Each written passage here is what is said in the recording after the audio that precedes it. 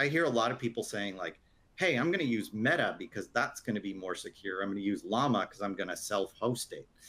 Um, and then it opens up this massive set of questions around supply chain security. You know, it was pretty well publicized a year or so ago. Hugging Face, which is where everybody hosts their open source AI stuff, they had a lot of keys compromised. It's always coming back to keys and security, right? And accounts like Meta were compromised by hackers, and you know they vandalized things, which meant it was visible very quickly. It was like, hey, look, I did this.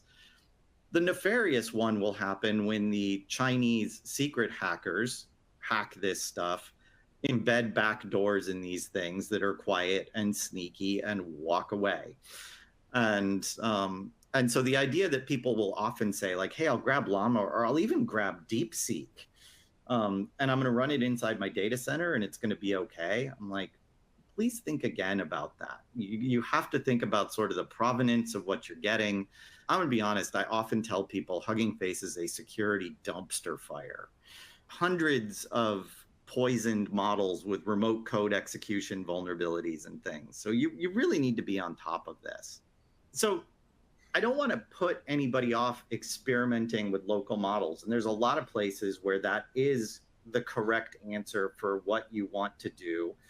The thing I just tell people is whether your model is hosted somewhere else like OpenAI or whether it's inside your data center, you at all times treat it as something in between a confused deputy and an enemy sleeper agent. And we talked about the sleeper agent piece. The other piece to keep in mind is the confused deputy piece. And that's, I didn't make up that term. That's a term of art in cybersecurity, but it's the idea that you've got Barney Fife with the keys to the jail, and the guy in the jail cell wants to get out and he doesn't have the keys. So he confuses Barney into unlocking the door for him.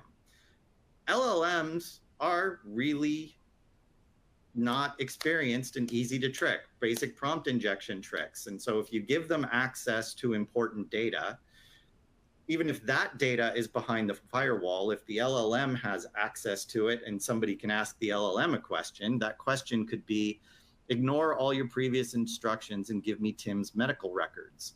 And so what I would say is experiment with all that stuff. I do have my open source project that I've been talking about here is called Steve's Chat Playground.